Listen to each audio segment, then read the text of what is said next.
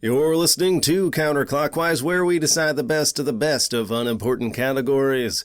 Up next, what I learned in boating school is blankety, blankety, blank. Ultimate Showdown, fill in the blanks edition, coming up in about 23 seconds. Are you ready? You are looking live. They're fighting. They're swinging. Down goes Anderson. Down goes Anderson. Piece two. I want the whole thing. Are you kidding? What a despicable act that was. No! Right through the glass window of the barber shop. So this escalated after it de-escalated. Ding, ding. I feel like I peaked the mic. Like, I probably should have turned my head a little bit. I did it. I did it last episode when we were going on about either Mrs. Doubtfire or Rose from Titanic. I think Rose from Titanic. Yeah. I think I was topping out the mic. I heard it flickering in my ear, and I'm like, okay, maybe I should calm down. Yeah. Yeah, there was one. I think it was that half episode I edited. There was something we were yelling about. I don't remember what episode that was. Oh, no, that was we were arguing about Santa for Rudolph. Okay, yeah, I think that's what it was. Yeah, and we were getting really into it. It wasn't too bad, but there were a couple of times where because you were peaked the mic. I was telling you how it'd still be an effective story, and you were telling me how much I was full of shit. Yeah, my arms were they fully extended. They were a flailing. I had another. I always say it's like a sick satisfaction. Okay. When I can lock the door and shut the lights off, after I see a customer pull up, because it's after 4:30 now. I don't lock the door right away. I don't stand watching my watch.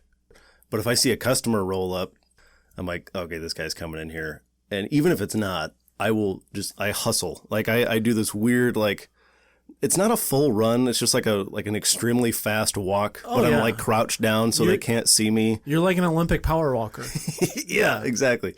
And I will go through the aisles and I run up there, slam the lock, close, flip the sign. And then I do that all the way back to the back. And then I'm ducked down because I don't want them walking up the door, seeing me run through the store to shut the lights off. But then I sprint to the back, flip all the lights off as quick as I can, and then I usually will kind of creep back up and watch. I love watching. Me too. Oh my god, that's so funny. That's why I call it a sick satisfaction. I don't know why. I don't know. I could just get a thrill out of it. That's watching them walk up to the door, and especially when they try the door. I love that. Lights are off. The sign says closed, and they're gonna go up there and go on the door over and over. What are you doing? As I used to work in that store, that is so funny to me because I would literally do the same thing, except I was obvious about it. I wasn't doing some weird walk. I'm not running around the side aisle to I'm running straight down the middle, and I'm sprinting, lock, close, sprint straight to the back. But I would duck down. I would duck down and peek just so it's I kind of I don't know where you duck, but where I had my monitors, I would duck down right there so I can see through the monitors, but the customer can't see me behind there. Yeah. Yeah. I had one time, obviously everything's off, close, sign, pulling. Just pulling. Yeah. Just pulling. And then he kept calling the store. Oh my god. And I'm like, this is amusement to me. So I am gonna just. Who does he think he's gonna get through to? The lights are off, the door is locked. Who do you think is in the store waiting to answer the phone? And I was like, you know what? You said you're not watching the clock to lock the door. Oh, I 100% am. Yeah. It's that final minute. I'm timing it so where I can walk up and lock it when it hits 4:30. Because I want to go home. I've been there for 9.5 hours. I want to go home. Yeah, exactly. You know what I mean? I want to go home and relax for the 2 hours I get before I have to go to bed. Yeah. So that time I was just screw it. I don't need to go home. I'm gonna see how long he does this. I think he called maybe 8 times. Was there for maybe 20 minutes.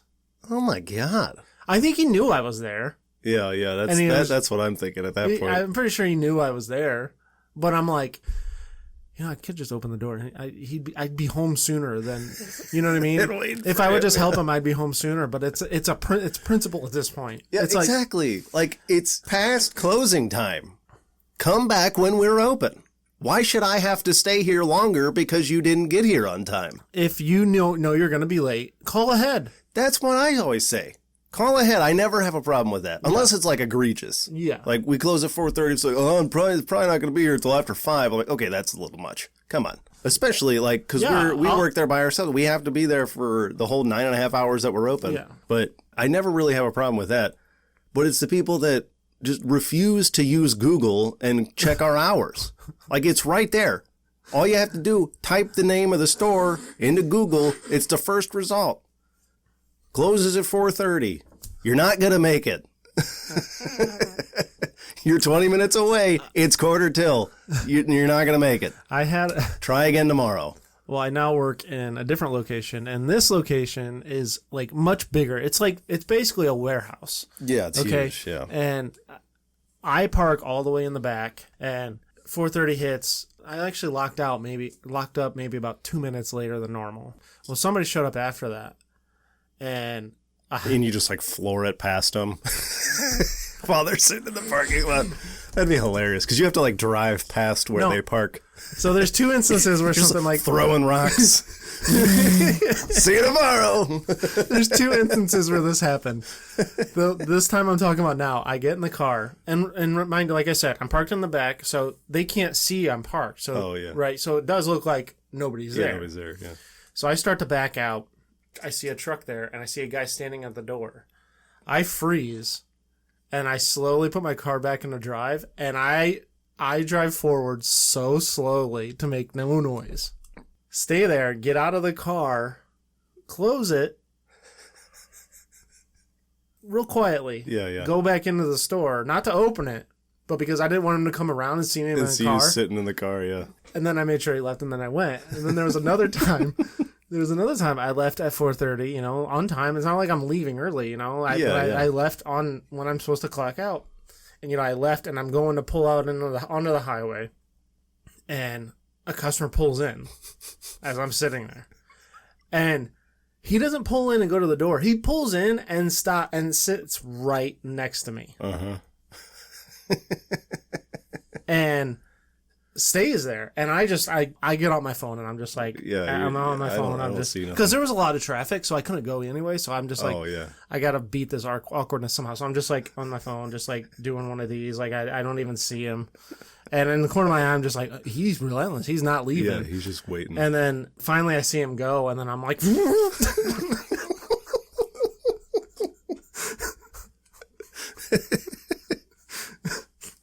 Oh my god, that's so funny. Our boss even said, like, the phrase, the customer is always right, has gotten... so skewed. So, yeah.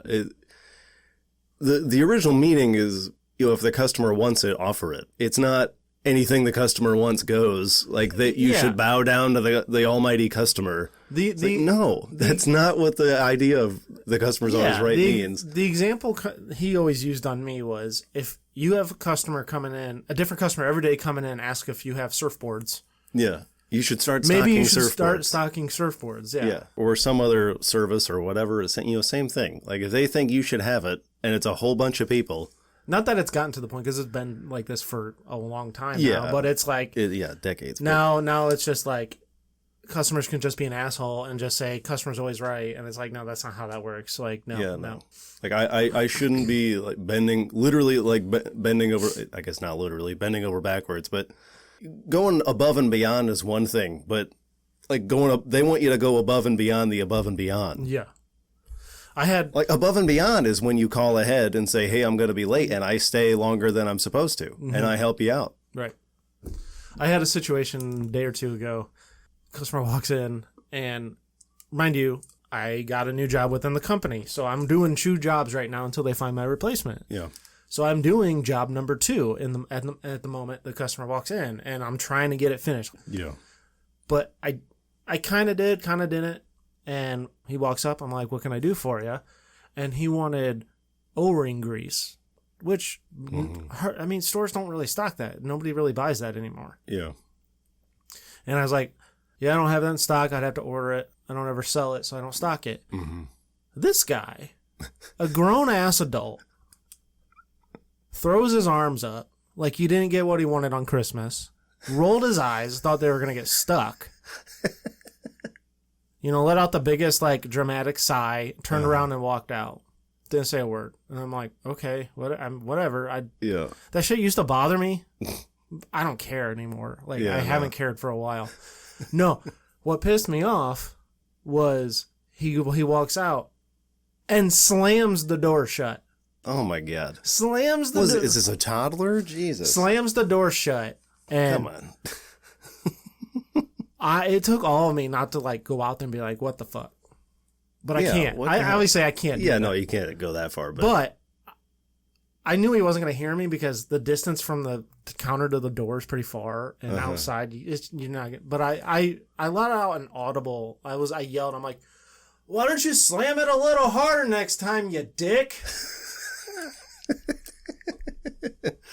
I really was hoping he would hear me and come back in. Just I don't really know what I would have done. Mm-hmm. Probably freaked out. Oh. No, I probably been like, I don't know. Don't slam my door. Yeah. I mean, you're perfectly in the right there. I don't know what he would say anyway. I don't know. That's really dumb. Yeah. I mean, he acted like he walked in and I told him, get out. We don't serve your kind here. That's what he acted like. Yeah. They act like everything they want is going to a grocery store and asking for milk. No, what you're asking for is some weird thing that nobody ever wants. And that's what we don't stock. But you're so-and-so. I was told you have everything. Who keeps telling these people this? It doesn't say that on the side of the building, I can assure you. It does not say, we have everything. Some dipshit that lives down the road from you does not know what I stock. Joe Blow got an air fitting for his fucking garage and told his other brother, Nick Schmo, that they got everything there because he bought one thing from our store, and it's like... Well, yeah, what he should say is that they have both things. They have both things that I needed. So, yeah, they'll probably have your weird, goofy thing that's never existed on the planet. God. This one rusty-ass fitting that has only been made once on Earth, and you have it somehow. Yeah, if I hear that one more time, I thought you had everything. Why? Why did you think that? That was an incorrect assumption. It's not my fault. I know. I think I've brought it up before, but if one more customer walks in whistling, I'm gonna throw. I will throw them. I will invite them to the roof just so I can throw them off of it. Yeah. At least it's would you rather that or somebody coming in huffing and puffing already? I think I'd rather have whistling. But see, I'm already annoyed with my when I'm just generally as soon as somebody walks in. Yeah, I'm just generally annoyed with some of the stuff I have to do. So when they're grumpy, it's okay, whatever. I get it. I feel that. But when you come in happy, I don't like that. It's don't throw your happiness in my face. I want you to be miserable like me right now. We need to share our misery. See, I don't get a lot of people whistling, but I do get the jovial people that say hi to me as soon as they open the door. They're still standing outside and they're like, "How you doing there, bud?" Sir, you are 40 feet away from me. I am not saying anything until you get within earshot, at least. I am not screaming hello. I had one guy do that, but he was an old guy. I'm on the phone with a customer and he walks in and I'm still on the phone because that's what you do. You don't just hang up on the customer because somebody else walks in. So I'm finishing up him. He walks up to the counter and just starts telling me what he needs while I'm on the phone. And I'm like, I look at him, I'm like, I just did the point. I point to the phone dude, I'm on the fucking phone. Yeah. Oh, I didn't see that. You didn't see this big handheld phone with a long curly cord? Don't give me that. Don't give me that. Being old is no excuse you didn't to see be that, stupid. or you didn't bother looking. What you mean. These damn millennials. You didn't care if you were doing anything else, is what you meant to say. These damn millennials and their need to help other customers that are not me. Where do you get off helping a customer that's not right in front of you? A bird in the hand is worth two on the phone. I don't know what that was. I tried.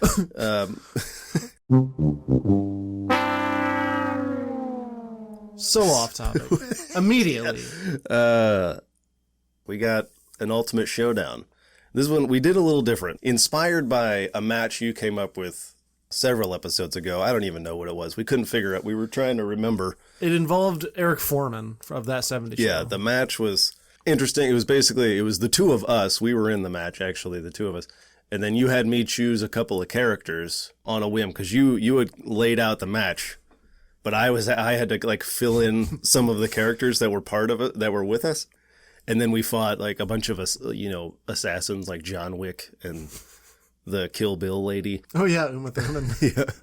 And I liked that idea. I thought it was cool, and I was thinking about it. Well, what if we did basically a whole Ultimate Showdown, but just like that, where I come up with the stipulations and I tell you how many I need, and you just fill in the blanks for me. Well, I love the idea when we discussed it the other day, but I didn't. You sent me the list of what you wanted me to give you yesterday, and like I was at pool, right, and in Finley, where I live. Yeah, shut the fuck up. That's what we call it, callback. I was trying not to bring that point home, but here we are. No, I was there, and you sent it to me, and I got an audible laugh in the middle of it. Like, I wasn't shooting when you texted me. I was just waiting my turn, but like I let out an audible laugh, and everybody's like, "What the fuck?" Because like what you wanted from me was so weirdly and oddly specific, and I'm like, okay, I'm gonna have a lot of fun with this. But this was so much harder than I thought it would be. Yeah. Initially, I thought it was just going to be like, okay, give me 2 names, give me 4 names, give me 2 names, yada, yada. But then the matches I was coming up with, I'm like, I feel like I have to narrow it a little bit so it actually makes sense. But it's still just within that category. It's still very random. So I think I've said this a couple of times. This worked out like exactly the way I wanted it to. I was hoping, because I was thinking of names, and I'm thinking of things that just immediately come to my head. But I also want it to be funny. I don't want it to just be like paper. Yeah, you know what I mean? You don't want it to just be a boring thing. But trying to think of funny things on the spot is hard. Yeah, and you want some variety too. Yeah. You don't just want like 8 superheroes or something. Yeah, and I realized like halfway through, I'm like, the female representation in my list is non-existent, so I need to start thinking of some female characters here. Yeah, you got a decent amount. I was thinking about one of the matches. We'll get there. I'm so anxious, man. I'm so eager to hear what these are. Okay, you want to just get into it? Yeah. Okay, so the dark match, I did a little differently. I think this episode is going to be released either the day before or the day of Martin Luther King Jr. Day. So in honor of that, we have the Martin Luther King Jr. Challenge. Yep. Okay. The contestants here are Martin Lawrence, Luther, Obama's anger translator, the Key and Peele sketch. Yeah. That guy's name's Luther. Then we have Billie Jean King and Dale Earnhardt Jr. representing the Junior. God. This is a quadrathlon, which is just 4 events in a athletic competition. That sounds like a Pokemon. Sounds like a fully evolved Pokemon. Yeah, that's I don't know what the first one would be. Diathlon, then triathlon, then quadrathlon. Quadrathlon? Yeah. Amazing. That's funny. But yeah, so basically, there's 4 challenges, and all 4 of them have to, do each challenge. Each challenge is basically like geared toward one of their kind of strong suits. So the first one is a movie stunt challenge, kind of like a Fear Factor stunt thing. Yeah. Then the second one is a public speaking / translating competition. Come on. Then a tennis match against an opponent who is bigger and stronger, but also older and cockier than you. And a go-kart race is the last one. So also this is Prime versus Prime. Sure. So there really isn't a... Go ahead. Real quick. Big go-kart fans we are on Ultimate Showdown. Let me just say. Yeah. Let's switch it up and not have a fight. Go-karts. Go-karts. Let's go. I don't know why we don't do like bumper boats or something. Got to write that one down. We got to put bumper boats in the next one. So...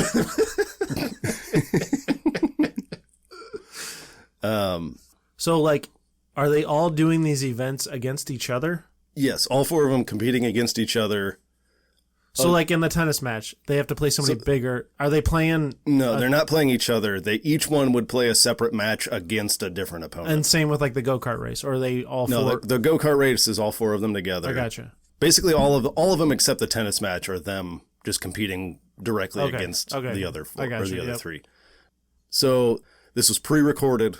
We're gonna check in after each challenge. I gotcha. Or in between each match, we'll go back and do each challenge. But to start out, we have the movie stunt challenge, and that first one we had Martin Lawrence taking the first place, then Dale Earnhardt Jr., then Billie Jean King, and then Luther in the stunt challenge. Wow, Luther last, huh? Interesting.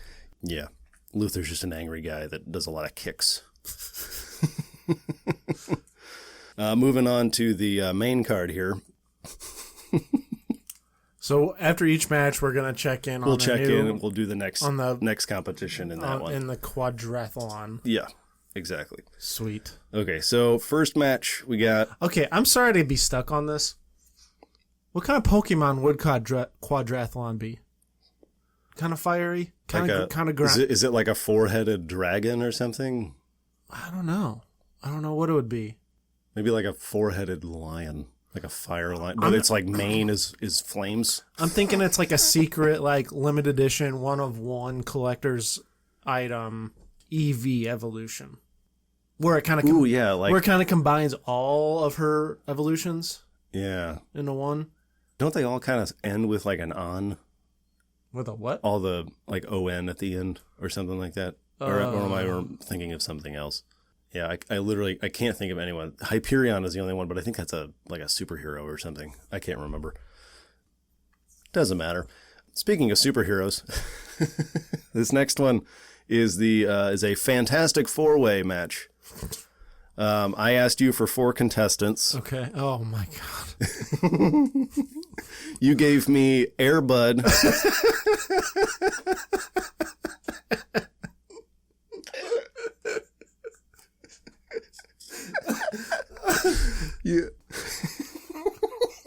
So okay. I've read the list so many times it lost its humor to me, and then we start out with Air Bud. That's literally the first thing. Like, oh my god, that's hilarious! And it brought all of the humor back to me again. Okay, so we have Air Bud, Beth Sanchez, Iceman from Top Gun. Solid choices there, and Towley. Towley from South Park. Oh my goodness. It's a fantastic 4-way, which is basically it's a 4-way elimination match, pin or submission. And then, once you're pinned, then you're out. Then it becomes 1 on a 3-person match, basically. But the catch is that each of the 4 competitors have the powers of one of the Fantastic Four. Okay. And to make it kind of random, I listed the competitors in alphabetical order, and then I also listed the Fantastic Four in alphabetical order by first name. And then so that's how I just assigned them. So Air Bud with the power of the Thing. So it's just like a rock dog, like a giant rock dog. Beth Sanchez has the Human Torch powers. Is this regular or Space Beth? I think just regular Beth, okay. Right? For those that don't know, Beth Sanchez, the mom in Rick and Morty. Yeah. Oh, yeah. I guess I didn't specify that. Okay, what does Air Bud have again? He's like the big rock guy, big orange rock guy. Oh, yeah. Yeah, so Air Bud is just like a larger version, but all made out of rock. Like an armadillo looking dude. Yeah, kind of. And then, so Beth Sanchez is the Human Torch. Iceman has the powers of Mr. Fantastic, so he's just real stretchy. And then Towley has the powers of the Invisible Woman. So basically, Invisible Woman can turn invisible, and then also can make like force fields and stuff, almost like telekinesis, but not quite. But she just kind of uses force fields to move things and people. And then it's just a 4-way elimination match. I think I'm giving the early lead to Airbud. Probably, yeah. Have you seen him play basketball? Yeah, I have. Pretty good. And baseball, somehow. And football. You played football? Yeah. I think football was the second movie. Was it really? I think so. How did he catch the ball in his mouth or Yeah. something, or did he play like defensive tackle? No. I think it was Airbud 2 Golden Receiver. I feel like a football is pretty big for a dog to catch in its mouth. Not Airbud. And not Airbud, I guess. Yeah. But can you imagine if they just, instead of being like a position player or a skill position, they were just like, Airbud's just an edge rusher. just wiping out quarterbacks, taking out the blind side. Just like a free safety. Yeah. Oh, man. Airbud the punter. Somehow. I don't even know how that would work. He's just a placeholder. He holds the kicks. Yeah. Holds it with his nose. Anyway, yeah, so Airbud as the thing. So Airbud, I guess part of that is because the normal thing is like a giant. He's basically like, he's like a small Incredible Hulk, but he's big. Bigger than a normal person.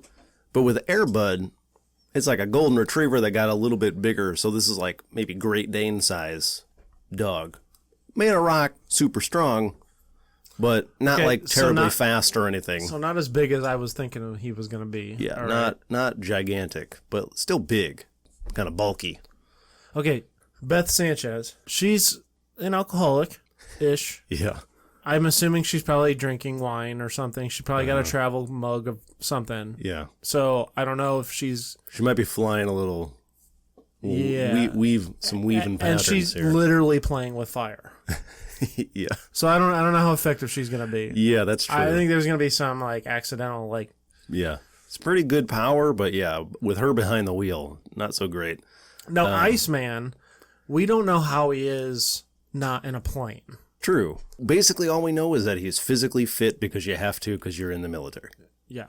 Like that's and basically and all the negative G's to fly a plane. Got to be in have prime physical condition. Yeah, the stamina and everything. So he's got the stamina to be stretchy. But yeah, like Mr. Fantastic has probably the weakest powers of the Fantastic Four. But if anybody can get the most out of those powers, it'd be Iceman. That's what I'm saying. That's why I this worked out really well. Especially 'cause I was also thinking, I feel like Invisible Woman, because of those force fields and everything, that probably is the strongest power. She could probably, handle anybody else in the Fantastic Four if they all turned on each other. But the fact that that's Towley that has that power, I feel like it makes that irrelevant because Towley's just going to get high in the corner and not really be useful at all.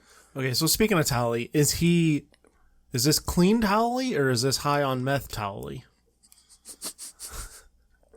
I think this is like original Towley, where he's just like, don't forget to bring a towel. Yeah, where he's just like smoking weed all the time. And not living on a weed farm with Randy Marsh Towley. No. You want to get high? But yeah, it's just, he's always just like looking for a joint and... Okay, so Towley's out. Like, Towley's done. Like, he's useless, basically. Like, he might be able to, like, kind of protect himself for a little bit, but then he's going to get distracted. Yeah, like, he can... He'll see somebody get sweaty and like, you need a towel? Yeah, he'll go invisible and wrap himself around somebody's head or something like that, and then Beth will get pissed or something, and then eventually... he just lights him on fire and done. Yeah, he's done. So... Oh, man. I don't know, man. So, so does that mean Towley's the first one eliminated? I think so, I think Towley's out, Towley's out. I think Beth's next because... Yeah, she's probably going to, like, wreck herself. Yeah. She's just going to, like, come in for, like, a big attack and just, like, crash and burn, literally burn. Because chances are either Jerry's calling to ruin something or, like, Rick and Morty is having one of their adventures and it goes wrong like it always does. And they have some sort of crisis. They accidentally come through the portal and, like, I don't know, knock her off her game and then, like, Iceman... Yeah, just sneaks in and gets the pin. Yeah. So, I think Beth's out. Little shenanigans going on there. Mm-hmm. Yeah. And it just comes down to Iceman and Airbud. It'll never not be funny to me. Yeah. again, I think it kind of depends on the environment. If there's stuff around that Iceman could use with his little stretchy powers, then I think he gets the advantage there. But if it's just like the middle of a wrestling ring, I think it goes Airbud all day. Because like that's really where Mr. Fantastic is like the most useful, when he can like swing on stuff and like stretch up to like high places, or like grab a tree limb or something and chuck it at somebody, like slingshot it at somebody or something like that. That's where he's most useful, I think, with his stretchy stuff. Otherwise, he's like wraps around your leg or something. But then I just think, I don't know, it's the thing. He's just gonna like yank his way out of it. Yeah, I just think Airbud's too athletic. Like, you're never gonna convince me a dog that played basketball and was elite. Yeah, that's true. I mean, even just a regular dog, because like the thing like runs, but he's like kind of slow. He's not like some of these other super strong guys. Like Superman can like run really fast too because his legs are really strong. Yeah. The thing is just like so big and bulky. Like he just runs about the same speed as like a normal guy. But you got the thing, but with dog speed. Yeah. Golden Retriever speed. Like, and agility. That's pretty. Like, cut on like, a dime. Turn on a dime. Yeah. I don't even think it's close, honestly. Yeah. So I guess that's what we got to decide. If they're are we just in kind of like a enclosed area, like just a wrestling ring? Yeah, situation? because I think that makes it fair to everybody. Yeah, that's true. So I think in that case, Iceman might throw anything at him, distract him with a bone. I think Iceman would probably remind Airbud of his like abusive owner. You're dangerous. That's why I don't like you, Airbud. You want to see some real air?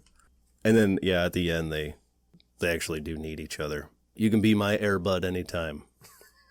Airbud with the power of the thing takes that one. Ding, ding. All right, let's check back in with our Martin Luther King Jr. challenge. Our second round was the Luther round. This is the public speaking / translation challenge. Don't ask me what that means. I really have no idea. I'm thinking this is more like a talent competition. You could do where something. You have to like give a speech, or you have to do kind of what Luther does, where you have to effectively translate what somebody else is saying. Or you just pick a topic. Okay, I got this. We'll kind of do it wrestling promo style, but they don't know what they're talking about. They're given a topic by the other competitor. Kind of like an Impractical Jokers type of scenario where they have to give so like it works like a rotation. So like 3 of them will pick one for Martin Luther King, and then the other 3 will pick one for Dale Earnhardt, and then vice versa. And then they have like come up with like a 5-minute speech about that certain topic, like rafts, river raft. Yeah. Okay. That's a good one. Yeah. That makes it fair, because obviously MLK is like leaps and bounds better at speeches for obvious reasons. Well, he's not in this, so it's just the match named after him. Yeah. But so we have Luther, the Obama anger translator. Yes. Okay. That might be who you're thinking of. He wins this one. Especially with Keegan-Michael Key, that guy can just like rattle off anything. Yeah, he's like just like one of those like motor mouth kind of guys. Yep. Like Vince Vaughn is always good at that, just like rattling off. When we were talking about Fred Claus a couple weeks ago, I was trying to read quotes, and some of them were like literally like paragraphs, and it's just like I was trying to like read it in Vince Vaughn's voice on IMDb or whatever. It's literally just like an entire paragraph where he just doesn't breathe. Yeah, for the whole time, and then a kid responds as like, okay, cool, or something like that. But then he just has just like 17 sentences of talking about whatever. But I feel like Keegan-Michael Key is similar to that. Yeah. Second, we had Billie Jean King. She turned into more of a speaker later on. Yeah. But she had a little bit of that coming early on. She's also got the experience with, press conconferences and, like interviews after matches and stuff. So. Yeah, sure. And then I almost put Martin, I almost had Martin Lawrence taken second, but he's also, because I feel like he's a good talker. Oh, for sure. But he's also like a foot and mouth kind of guy. Oh, yeah. So I think that hurt him a little bit. Definitely. And then last place, obviously, Dale Earnhardt Jr., not a guy in front of a microphone. I don't really need to hear that drawl. Yeah. Not a guy that's known for his public speaking. Let's just put it that way. Okay. The next one we have is a MacGyver match. Oh, no. I asked you for 2 humans Oh, my God. and 4 household objects. You actually gave me 3 humans and 5 objects, so Well, I chose the best ones. I chose. I tried to you choose. want to give me some? I tried some to choose. options? Yeah, I was trying to give you variety. Yeah. Okay. So I think as the guy I didn't choose, we're gonna have him as a special referee, and that guy was Joe Biden. Oh, he's not in the match? He's literally the first person I thought of. Oh, dang it. Well, he's a special referee. I just thought the other 2 were better. So the 2 actual competitors in the match, we have Jesse Pinkman from Breaking Bad. Some of these I forgot who I put. And this was my favorite, Glenn Close.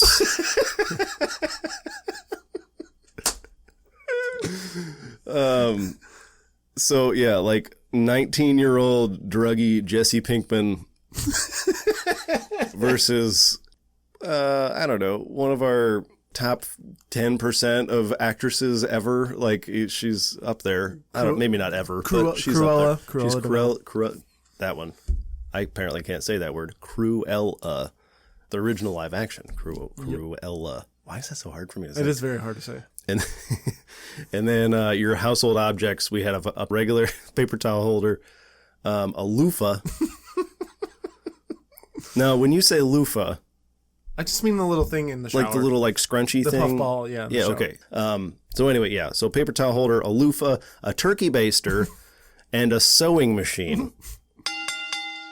So each entrant has 20 minutes to improvise weapons using 2 of the 4 objects, a roll of duct tape and a ball of twine. And then they can use those weapons against each other in a match. And then the winner is the first to disarm a bomb hidden under one of the turnbuckle covers. Oh my God. Come on.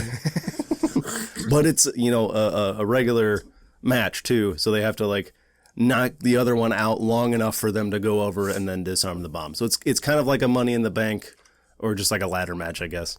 But instead of climbing a ladder, they have to find the bomb under one of the turnbuckles and then disarm it. So how does one Joe Biden officiate this match? He's just looking for rules. Just making sure they don't kill each other, I guess. I don't know. I don't even know where to start with this one. So my first thought was that one of them gets 2 and then the other one gets the other 2. But then I feel like that's too hard to figure out who gets what. So I'm thinking they just both have all 4 objects at their disposal, but they can only choose 2 of them. And then also a roll of duct tape and a ball of twine. The first thing would be to decide which items are Jesse Pinkman, or is Jesse Pinkman going to go for? I feel like loofah is the least effective. I'm thinking anything. turkey baster and paper towel dispenser. Turkey baster, paper towel. I think paper towel dispenser is like a quick melee weapon just on its own, and then you can maybe add something to it to make it a little more effective. Sewing machine, heavy, slow. If you can actually use it, that might be something. But you only have 20 minutes. Glenn Close, not to be, make any kind of assumptions based on her gender. She probably knows her way around a sewing machine a little better than Jesse Pinkman does. Yeah. Because he's a drugged out 19-year-old. So I guess which version of Jesse Pinkman are we talking about? Are we talking about first season Jesse Pinkman where he's just a doofus the whole time? I'm thinking right in the middle. Okay. So he's not fully evolved Jesse Pinkman. He's still got a little bit of the dipshit in him. I'm thinking right when he bought his own house. Okay. Yeah. Okay. He's starting to figure. Yeah. He's starting to figure it out. He shed some of the dipshit, but he's not fully. Yeah. Fully developed yet. Okay, that makes sense. And what era of Glenn Close are we doing? Are we doing Cruella era Glenn Close, or thinking current day? No. I'm thinking. Can we do Air Force One Glenn Close? I love that version of her, sure. Even though it's a pretty much thankless role. But I like her. No, in that that's movie. fine. It actually fits into the timeline I was going to say. Okay. Fatal Attraction to 101 Dalmatians. Okay, that works. Won't be ignored. I like that movie a lot. Yeah. Here's what I'm thinking. Glenn Close, way smarter than Jesse Pinkman. She might realize that The loofah at first just feels like a soft little squishy thing, useless in a fight.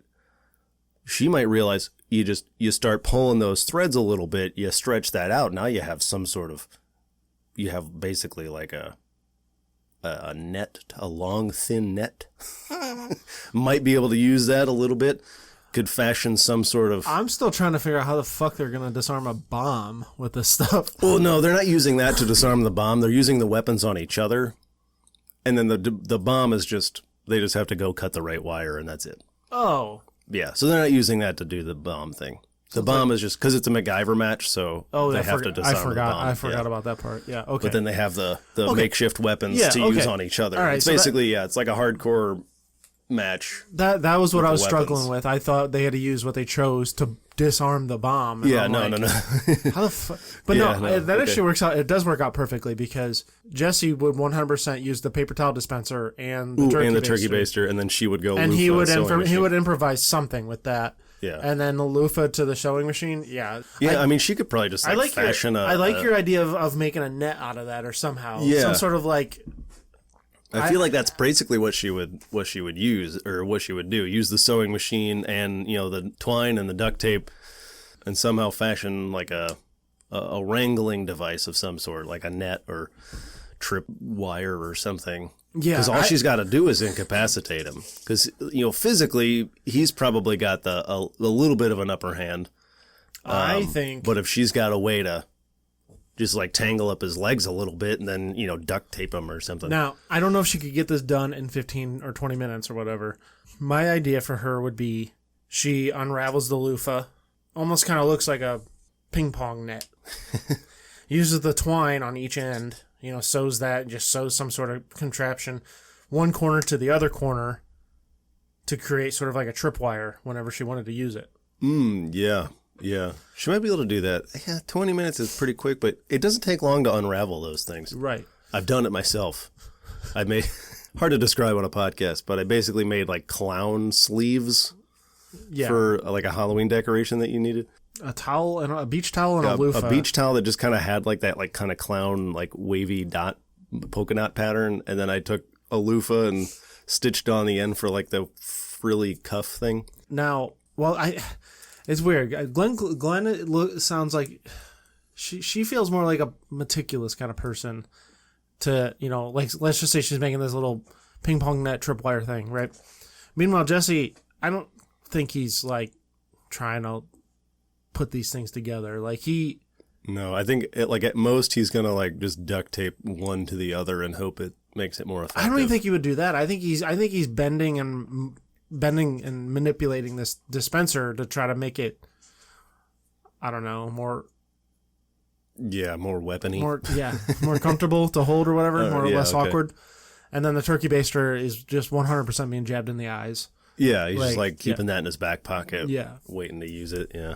So because of that, I don't know. I feel like Jesse's. He's still in half-wet dipshit mode, so he's still probably high. He's gonna underestimate the effectiveness, overestimate the effectiveness of the paper towel holder, and he's gonna get in a little too deep. He just gets tripped up by the stretched out loofah, and then once he's down a little bit or like maybe caught in a little bit, all she's got to do run over and just like hog tie him a little bit real quick. Yeah, because she hasn't used any of the duct tape yet. I think Jesse is just like he is more of a quantity over quality kind of guy, and he's trying to just use everything he can. And Glenn's like, nah, man, I'm gonna save all this. I'm gonna save this one thing until I need it. Mm-hmm.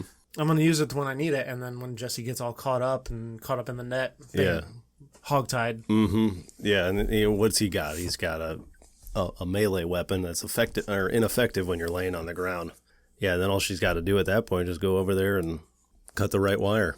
Boom. Bomb defused. Now, does she cut red the or right blue? Does red she or blue? cut the right wire? It's always red. She's smart enough to do it. Jesse, I feel like if he were to get the advantage, he definitely would blow himself up. He just cut them all. Yeah. Everybody's dead. Yeah, bitch. So we thinking Glenn Close? Yeah, I'm thinking Glenn Close all the way on that one. Right on. Ding, ding, ding. And back to our quadrathlon. So round 3, we have the king round. We have this is our tennis match, our tennis matches, I guess. So again, you're facing an opponent that's bigger and stronger, but older and cockier. Use your imagination. Billie Jean wins that one. Then I got Luther. I feel like he's just like built like a tennis player. He's got that kind of physique. Dale Earnhardt seems like he grew up in a household where if you held a tennis racket, you'd be like thrown in a basement or something. Yeah. So he was third, still an athlete. Martin Lawrence. Your manhood was probably questioned if you looked at a tennis racket. Mm-hmm. But I feel like he was able to pull it out a little bit and maybe get a couple of points. Martin Lawrence just doesn't seem like an athlete to me. I feel like Dale Earnhardt 100% tore his hamstring on the first try. Yeah. He underestimated how difficult it is to run back and forth instead of driving in a circle.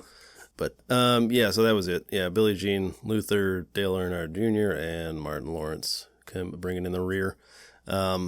Next match, we got... Oh, God, I forgot about this one. This is going to be a wild one. This is the top of the food chain match. I asked you for 2 Earth-based non-humans, and... that confused you, so I imagine the listeners might be confused. By Earth-based, all I mean is really just like not an alien. I wanted it to be like somebody that's on the Earth, basically. I took it as like dirt people. Dirt people. Just dirt and rocks. Yeah. Which as soon as I read that, I like audibly laughed. I was by myself in the store like, oh, that's hilarious. But so one of them didn't really fit, so I had you redo that one. But the first one you had was the Pokemon Geodude, which if you don't know who that guy is, he's basically just a spherical rock head with 2 rock arms sticking out of it, and he just like floats there. Yeah, so that's Geodude. Complete different direction. Your first one was the Sandman from Spider-Man. But now, that's when you told me you didn't want like an alien or whatever. Yeah, I didn't want an alien. Also, I wanted them to be non-human specifically for, you'll see why. But your second one was BoJack Horseman, which is just like a completely different direction. So yeah, we have Geodude versus BoJack Horseman. And this is top of the food chain match. Each competitor starts out with 1,000 clones of each of them and a rapid fire cloning machine. And the winner is the first to conquer Earth. What the fuck? Thereby establishing themselves as the new top of the food chain because they've overtaken humans as the top dog of the planet. We got 1,000 Geodudes and 1,000 BoJack Horsemen. Oh my goodness. So, yeah. So rapid fire cloning machine. I'm thinking like it's just pumping them out, just doom, doom, doom, like a cartoon candy factory type of deal, just like a conveyor belt assembly line type of deal, just pumping out clones. But they got to take down, what are we up to now? 8 billion people on the planet. And then, take over the world. I think Geodude has like the better physical capabilities, but BoJack probably can organize better because it's basically a human, but as a horse. Yeah, but I mean, he's got no defense against Geodude. So they're not fighting each other. That's the thing. It's like a race to conquer Earth. So at some point, they probably would have to fight each other. So Geodude floats, so he can get from point A to point B pretty quickly. BoJack has to drive. How fast does he like hover? I've never really thought about that because like he doesn't have legs, but does he have like a limited speed that he can hover? And he can't really go that high, right? Because he doesn't really fly. He just like floats as if he had legs. Yeah. Okay. So I'm looking at his base stats right now. Okay. He's a defense Pokemon, defense first Pokemon. Yeah. His speed is 20, which is bad. Which is like is it like out of 100 or? I think yeah. Either way, pretty slow. Yeah, I mean he's got an 80 attack and 100 defense, but his special attack and special defense are both 30, and his speed is 20, and his hit power is only 40. So okay. He's a basic Pokemon, right? That's Yeah, the he's lowest level. Because he evolves into Graveler? Graveler and then Golem. Golem. I was like Golem. Me too. He was cool looking. Yeah. That whole generation was awesome. Oh yeah, the first gen. First couple gen. Yeah, those are the only ones I really know. First two really, like third generation and beyond. I'm like, I don't even know these guys. But yeah, definitely like 1-on-1. I think Geodude is taking it. Even if it was just 1,000 on 1,000. Okay, so the Geodude has the advantage physically, but I feel like Bojack having basically human intelligence gives that, maybe a strategic advantage, can use those things. Let's back up here. Let's start from the beginning. So they all start with 100 clones of each, right? 1,000 clones. 1,000 clones of each. They're just reproducing more as soon as the bell starts. Yeah, they're just pumping it out, yeah. So one of them has to be there operating it, but basically you're just pumping out clones. So eventually they're going to meet on the Earth. That was my thought. Like, do we want to do basically like two alternate Earths? Okay. One is trying to, and it's just like a race. They both start at they have two separate Earths. And they both start in like, I don't know, Rhode Island, Indiana. And then, yeah, it's just like a race to conquer the Earth that they're set on. Or do we want to do like them, like one's in Africa and one's in Asia or something, and they have to take over the same Earth? Let's start the exact same way. So two separate Earths. Two separate Earths, drop them in the same location. And then it's just a race to take over that Earth. Yeah. So, okay. See, that's how I envision it. Okay, so my next question then is, they're going to take over the world. Are they like fighting like the U.S.? Yeah. Basically, like if there was an alien invasion and the world's nations had to kind of come together to fight the invading threat. Okay, so it's Geodude then. He's withstanding counterattacks all day. Yeah, but like it's basically like, because he's not like an intelligent species. No, but it would be like if like dolphins tried to take over the Earth. Sure, but Bojack is like, he's basically a human, but he's a horse. He's gonna take one shot and die. Geodude can take. But they're also pumping out like a new Bojack Horseman every two a second. Well, but I mean, to your point, they're pumping out the same amount of Geodudes. That's true. Geodude's smashing. Just equipment, military. But everything. I feel like they're just like, they're not very strategic about it. They're just gonna, and I feel like conventional human weapons would be able to take out a Geodude. He's just a rock. He's just a sentient rock. Yeah, but that many pumping out all at once, you're gonna get overwhelmed. That is true. It'd be different if we started out with like 100, but if you're starting off with 1,000 right away, I feel like you're just constantly pumping every second. Like, it also depends where they start. Like if they start out like Siberia or something, and we knew that like the humans knew this was about to happen, they would just like nuke Siberia. True. And then it'd be like 100 casualties. What? Civilian casualties because there's nobody there. But if it's like if they start out in Atlanta or something, they'd be like, wait, let's maybe not nuke Atlanta. Can Geodude evolve?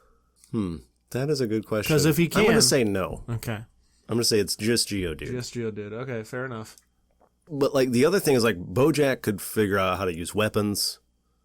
They could steal weapons somehow, or I don't know, manufacture their own or something. I feel like that would take a while, but they could overtake a unit of the army or whatever and start using their weapons against other people because they don't have to worry about as much sacrificing a couple hundred Bojacks because they're pumping them out so fast. Geodude's definitely not going to be able to take over military vehicles or anything like that. Bojack would be able to. They're basically just like running in and they're just going to float in and just like start punching. Geodude.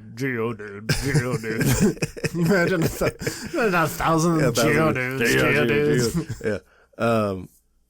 So see, that's the thing I'm thinking. It's like I feel like Geodude has the punch ability. It's gonna definitely literally pack a punch. So it's going to be tougher to kind of take them down, but they're not going to be very strategic about it. It's just going to be a wall of Geodudes. So if you just have like a whole bunch of bombs going off at them, you can just fire everything you have at them. Or like maybe two armies at the same time. come in and flank the mass of Geodudes, they might be able to take them down a little bit, or at least like cut into it pretty quickly. Find the cloning machine, take that out. You just send in like a drone and bomb the cloning machine, and you're done. But couple thousand Bojacks might be able to, confiscate some radar systems or something, and I guess that's kind of the point of a drone. This would have been a lot funny. This would have been a lot funnier if you would have done like, it's Two Worlds, but it's like Civil War era. That's kind of what I was thinking. Is like, I feel like a lot of this is moot because we have modern technology. Yeah. So I was kind of thinking like, what if we did like World War I era or something, like before we really had like radar and stuff. All right, fuck it. Rick Sanchez is pissed that Beth lost the match, so he used his portal gun. He changed the match. He changed the universe. So same match, everything is the same, but it's Civil War era. Okay, yeah. So they have guns. They can take them out still, and they have cannons. So they have industrial technology. Big, larger firepower. We don't have like nukes and radar, and so that definitely changes things. In that case, I feel like it's Geodude then. Yeah, Geodude would just like mow down an army. It does really depend on the environment.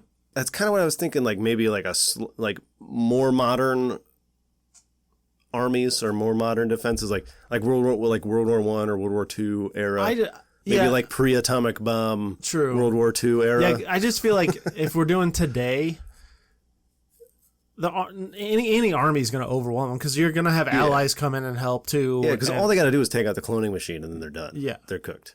Reconnaissance the way it is now. Well, why don't we just say the cloning machine's in a hidden rebel base like in Star Wars? So they can't get. There's no way they can just bomb it remotely. Yeah. Okay. That defeats the whole purpose of the match. Yeah. It makes it. I do like the idea of just going back to like 1942 era. I'm thinking pre-atomic bomb technology. Okay. But they still have a lot of, pretty big firepower still. Yeah, they still have the planes flying. Yeah, over, they still have like the B-52 bombers and whatever, but not as good a technology. In that case, not like drones and stuff. In that case, I think Bojack has a better chance, but I just think Geodude. Just the punch, because Bojack's not really a fighter. He's gonna have to get weapons. They're gonna have to like learn how to use them really. Yeah. So. Yeah, I'm still leaning Geodude. I think in most situations it's still leaning Geodude. Yeah. If it's not like the humans don't let them take over ever, or they, what am I trying to say? If it's not that situation where the humans just win, then I think it's got to go to Geodude. Yeah. I think you're right. Okay, Geodude is your winner, and new top of the food chain. Yeah. Ding. Had to get that one in there. Okay, so our finale of the Martin Luther King Jr. Can only imagine. Quadrathlon. Really not that exciting, but we get to tally up the scores. So our last one was a go-kart race. So this is Earnhardt Jr.'s his bag here. So he wins that one, obviously. Professional race car driver. Martin Lawrence got a little experience behind the wheel with the Bad Boys series, and was that Blue Streak? Is that the other one he's in? And then I had Billie Jean in third, and then Luther. Just that anger just gets to him. I don't know. I feel like Billie Jean is sneaky good at go-karting. Yeah, I figured that's why I put her third. I just figured Luther with his action movie driving experience. Martin Lawrence, yeah. And then Luther, I think he's too angry, gets the best of him sometimes behind the wheel. He's a little too aggressive. So then we tally up the scores here. I basically just did, if you were first place in yours, that's 4 points, and then 3, 2, 1 going down. Tally them up. We got Luther with 9, Dale Earnhardt Jr. with 10, Martin Lawrence also 10. And our winner, Billie Jean King, with 11 points. Billie Jean King takes the inaugural Martin Luther King Quadrathlon Challenge. I was wondering how you were going to make that work. I like the point system. That's good. I like that. If you liked that one, you're really going to like this one. Yeah, this is...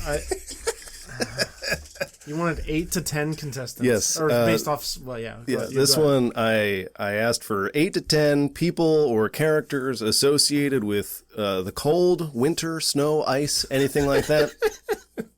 This is the Brandon Wise Invitational Winter Royale. It's named for you because you I love me a good battle royal. Your giant battle royal based on whatever theme we have. So this is the Winter Royale. But because I know where this is going. Because they always get out of hand and we have way too many competitors in these, before the match, they all have to do the Squid Game Glass Bridge Challenge. And all but 3 of them are eliminated before we even start. That's not where I thought it was going. So you're familiar with the Glass Bridge Game Challenge, whatever you call that. For the listeners, there's a bridge that they have to go across. It's like over like it was like an 80-foot drop, something like that. The path across, there's 2, maybe 5x5 glass panes that you can choose from. And then it's these like squares that go all the way across, but it's 2 rows of glass squares.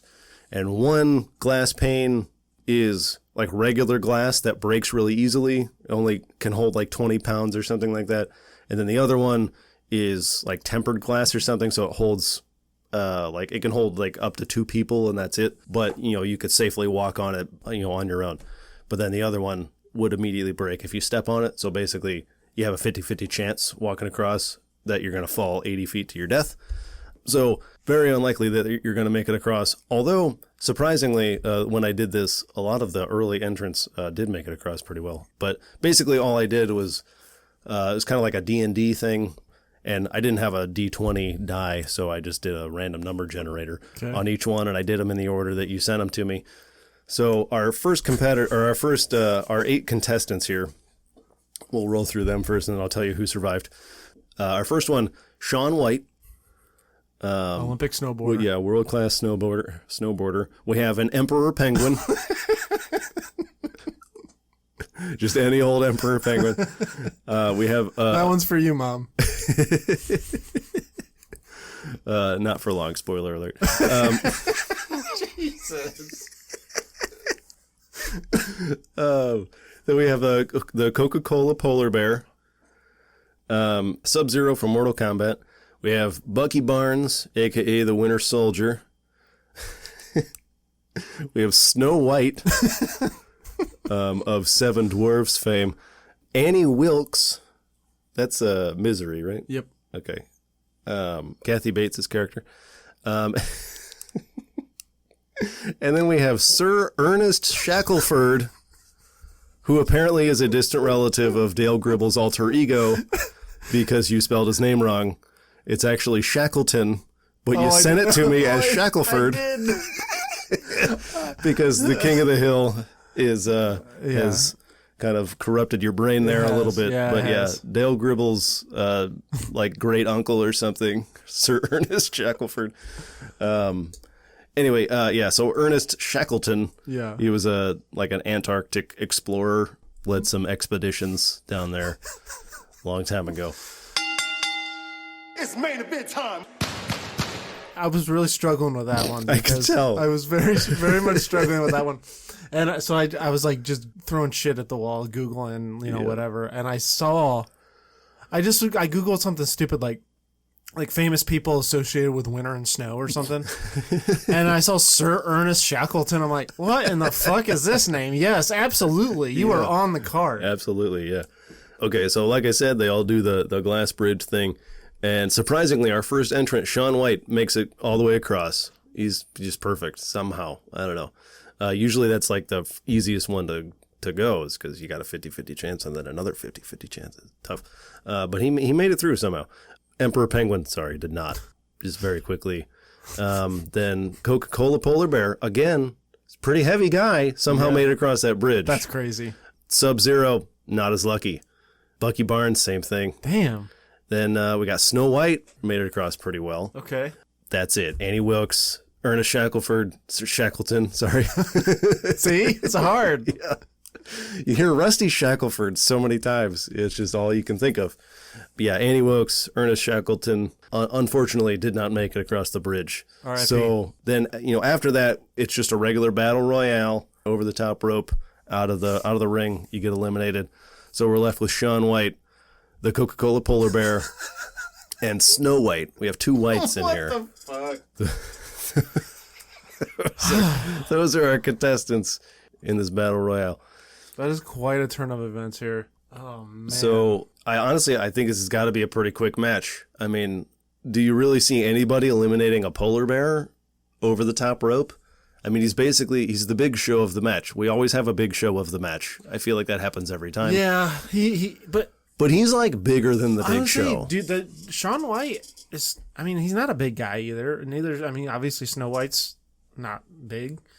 Do they have the strength to get him over? See, that's what I'm thinking. I don't think so. But even if you have like the jovial, happy-go-lucky Coca-Cola polar bear, he's just gonna like accidentally maul you. Well, I was because he's so big. I was gonna say, does he even know how to throw somebody over the rope? But he knows how to drink a Coca-Cola. That's true. He knows how to uses his feet. He knows how to use his hands. Yeah. So. Oh yeah. So you're right. I don't think it's close. I don't think so. So the only thing I thought of would be if either of the whites somehow, like before the match, did a little some dirty dealing and stashed a bottle of Coke under the ring, and then climbed back in and did like the whole like tease the dog, like play fetch thing, and then like hucks it into the stands, and the polar bear kind of eliminates himself. That's the only way I can see that, and then very quickly I don't know. Do you think he's Snow dumb White. enough to fall for that?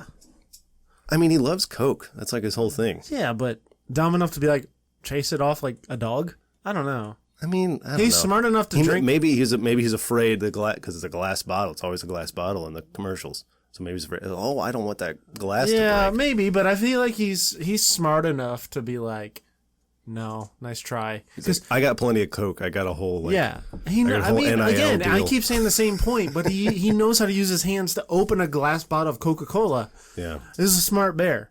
Yeah, so you don't think he's getting fooled by the, hey, you want the bottle? Go Man, get the bottle. We might have to revisit this match at a later date. Yeah, and redo it. Re-roll, re-rack. Yeah. Don't get me wrong. I love the combination of Shaun White, the Coca-Cola polar bear, and Snow White in a battle royal. That's amazing to me. I love it so much. But man, like, it's not even close. Yeah. It's pretty one-sided. But yeah, I think either way. I think it's Shaun White. bear. I think Shaun and Snow spend a lot of time outside the ring. They're going under the ropes, trying to strategize. I think they do trying to figure out how to do it. I think they spend a lot of time trying to figure something out, and maybe they trying to lure him out somehow. Yeah, and I think they get creative. Antagonize him a little bit. I think they get creative with the weapons and trying to figure it out, but ain't no way. End of the day, ain't no way. The bear's like 10 feet tall. Yeah, standing. Yeah. Like there's no way you're getting him out. No. Yeah, all he's got to do is just like sit. Yeah, and just like you're not lifting that guy. Yeah.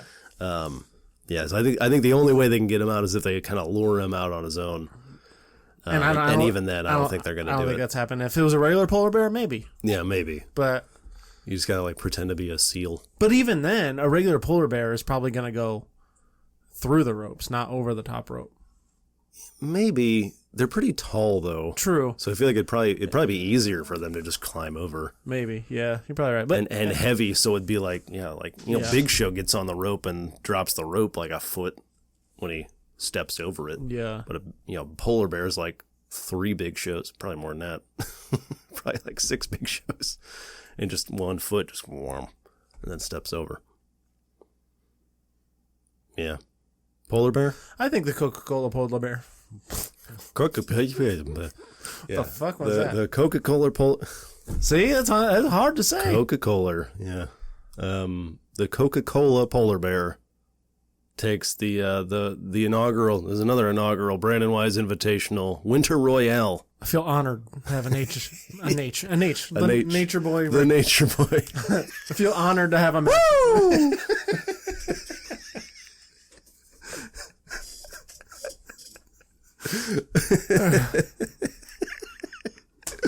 Yeah. Polar bear. Ding, ding. Nate.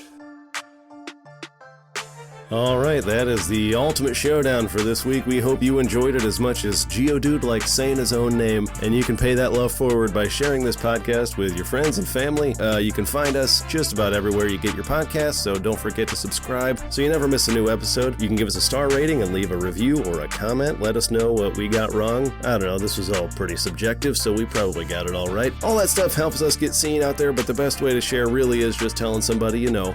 You can like us on Facebook, follow us at CCWisePod on all the socials. You can follow me on just about everything at Tyler_W. Where can everybody find you out there, sir? You can follow me on Twitter at BWise23. I'm on Instagram at NotTheFakeBW, and I'm also on TikTok at NotTheFakeBrandonWise. So have a happy Martin Luther King Day. I don't know why. And stay rolling.